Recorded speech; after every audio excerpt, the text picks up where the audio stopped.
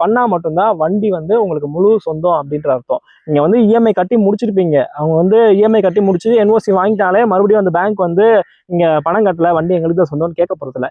ஆனா இந்த ஹைப்போதெகேஷன் ரிமூவல் பண்ணாம இருக்கிறதுனால என்ன சிக்கல் வரும்னா, நாளைக்கு இன் ஃபியூச்சர் நீங்க வந்து வேற வண்டி எடுக்க போறீங்க, அதனால இந்த வண்டியை விற்க போறீங்கன்னா உங்களால இந்த வண்டியை விற்க முடியாது.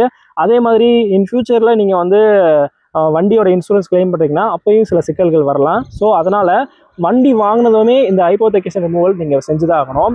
ஏன் இதை லேட் பண்ணக்கூடாதுன்னா, ஒவ்வொரு என்ஓசியுமே பார்த்தீங்கன்னா 90 days தான் வேலிட். இப்போ நீங்கள் வந்து லோன் க்ளோஸ் பண்ணதுக்கப்புறம் அவங்க வீட்டுக்கு உங்களுக்கு எய்தர் வீட்டுக்கு சென்ட் பண்ணிடுவாங்க, இல்லை நீங்கள் போய் வாங்குற மாதிரி இருக்கும். நீங்கள் வாங்கின நாள்ல இருந்து 90 நாளைக்கு தான் இந்த என்ஓசி வந்து வேலிடாக இருக்கும். அதுக்கப்புறம் இது எக்ஸ்பைரி ஆயிரும். ஸோ இந்த 90 நாளைக்குள்ள நீங்கள் வந்து இந்த ப்ராசஸ் செஞ்சு முடிக்கணும். ஒருவேளை நீங்கள் செஞ்சு முடிக்காம என்ஓசியை வாங்கி வீட்டில் வச்சுட்டு சும்மா விட்டுட்டீங்கன்னா, இன் ஃபியூச்சரில் நீங்கள் வண்டியை விற்கும் போதோ இல்லை வண்டியோட இன்சூரன்ஸ் கிளைம் பண்ணும்போதோ அப்போ தான் இந்த விஷயம் உங்களுக்கு தெரிய வரும். அப்போ போய் நீங்கள் ஆர்டிஓ ஆஃபீஸில் கேட்கும் போது அவங்க மறுபடியும் என்ஓசி கேட்பாங்க.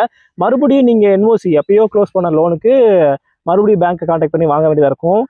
அப்போ அவங்க டிலே பண்ணலாம். ஸோ எப்போவுமே வந்து என்ஓசி வாங்கின அதே சூட்டோட இந்த ப்ராசஸ் செஞ்சு முடிக்கணும்.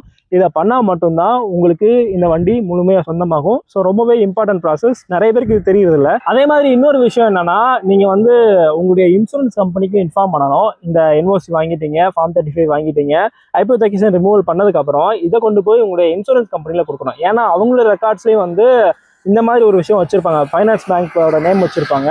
அதை கொண்டு போய் நீங்கள் கொடுத்து அங்கேயும் ஃபைனான்ஸ் பண்ண பேங்க்கோட நேமை ரிமூவல் பண்ணணும். இதை பண்ணால் மட்டும்தான் இன் ஃபியூச்சரில் இன்சூரன்ஸ் கிளைம் பண்ணுறதுலையும்